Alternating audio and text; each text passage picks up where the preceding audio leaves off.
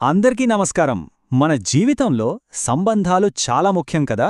కాని ఒక్కోసారి ఏమవుతుందంటే మంచి చేద్దామని అనుకుంటాం, కాని చివరికి అది గొడవకి దారితీస్తుంది. ఎందుకిలా? ఈరోజు మనం దీని వెనకున్న అస్సలు రహస్యమేంటో తెలుసుకుందాం. నిజం చెప్పాలంటే మనలో చాలా మందికి ఈ అనుభవం ఎప్పుడో ఒకప్పుడు ఎదురయ్యే ఉంటుంది కదా.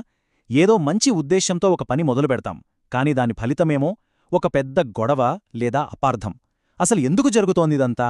ఈ విశ్లేషణలో ఈ విచిత్రమైన సమస్య వెనుక ఉన్న అసలు కారణమేంటో లోతుగా చూద్దాం.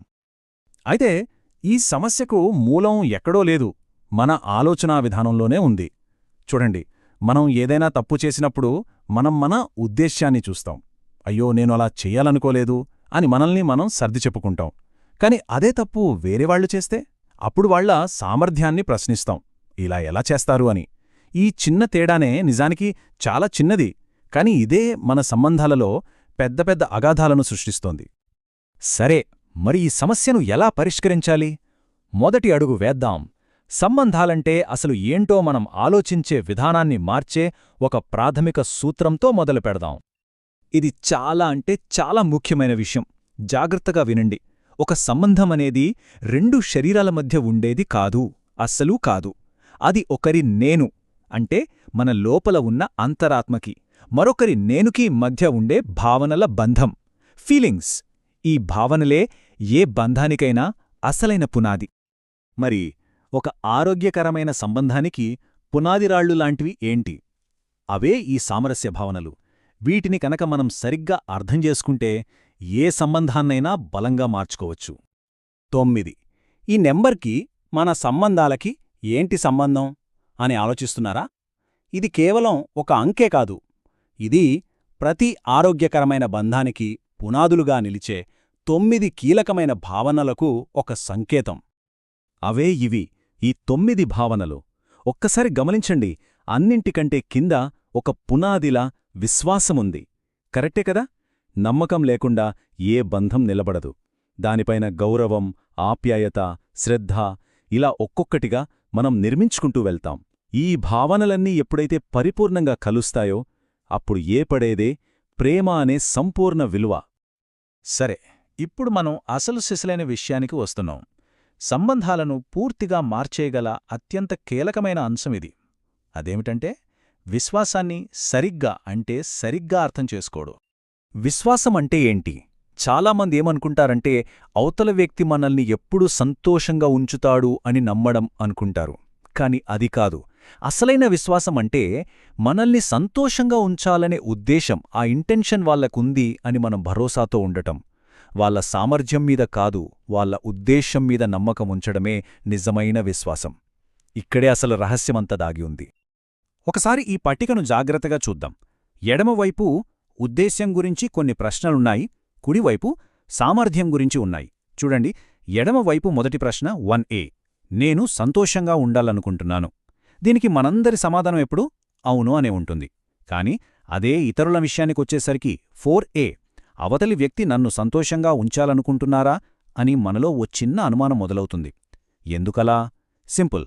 వాళ్ల సామర్థ్యంలో ఏదైనా లోపం చూసినప్పుడు మనం పొరపాటున వాళ్ల ఉద్దేశ్యాన్ని కూడా తప్పుగా అంచనా వేసేస్తున్నాం.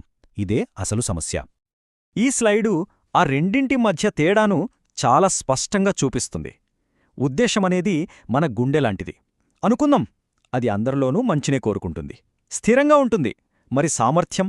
అది మన నైపుణ్యాలు, మన మెదడులాంటిది. అది ఒక్కొక్కరికి ఒక్కోలా ఉంటుంది. అనుభవాన్ని బట్టి, సమయాన్ని బట్టి మారుతూ ఉంటుంది. దాన్ని మెరుగుపరుచుకోవచ్చు కూడా. సమస్య ఎక్కడ మొదలవుతుందంటే మనం వాళ్ల నైపుణ్యంలో లోపాన్ని చూసి వాళ్ల ఉద్దేశాన్ని, అంటే వాళ్ల గుండెను శంకించినప్పుడు. ఈ చార్ట్ చూడండి, చాలా పవర్ఫుల్ ఇది. ప్రతి వ్యక్తిలోనూ వాళ్ల ఉద్దేశం అంటే బేస్ లైన్ ఎప్పుడూ 100% ఉంటుంది. కాని వాళ్ల సామర్థ్యం అంటే ఆ ఆకుపచ్చ బారుంది కదా, అది ఒక్కొక్కరిలో ఒక్కోలా హెచ్చుతగ్గులుగా ఉంటుంది. ఆ ఎర్రటి భాగం వాళ్ల సామర్థ్యంలోని లోపాన్ని చూపిస్తుంది. ఇక్కడ మనం గుర్తుంచుకోవాల్సిన కీలకమైన విషయమేంటంటే ఆ ఆకుపచ్చ బార్ తక్కువగా ఉన్నప్పటికీ వాళ్ల ఉద్దేశం మాత్రం ఎప్పుడూ నిండుగానే ఉంటుందని నమ్మగలగడం. ఓకే, విశ్వాసం అనే పునాది గురించి మనకిప్పుడొక స్పష్టత వచ్చింది. ఇప్పుడు దానిపైన మనం నిర్మించబోయే గౌరవం యొక్క నిజమైన అర్థమేంతో చూద్దాం. గౌరవం. ఈ పదం వినగానే మనకు నమస్కారం పెట్టడమో, పెద్దవాళ్లకు మర్యాదివ్వడమో గుర్తొస్తుంది. కాని అసలైన గౌరవమంటే సరైన మూల్యాంకనం. అంటే ఒకరిని ఉన్నది ఉన్నట్టుగా అంచనా వేయడం. అతిగా పొగడటం కాదు, తక్కువ చేసి మాట్లాడటం కాదు. ఉదాహరణకు, ఒక గొప్ప గాయకుణ్ణి మీరు భలే నటిస్తారు అనడం కూడా ఒక రకంగా అగౌరవమే. ఎందుకంటే అది సరైన మూల్యాంకనం కాదు. తక్కువగా, ఎక్కువరా లేదా ఇంకో విధంగా ఎలా అంచనా వేసినా అది అగౌరవమే అవుతుంది. ఈ చార్ట్ చూడటానికి కొంచెం కాంప్లికేటెడ్గా అనిపించొచ్చు, కానీ దీని సారాంశం చాలా సింపుల్.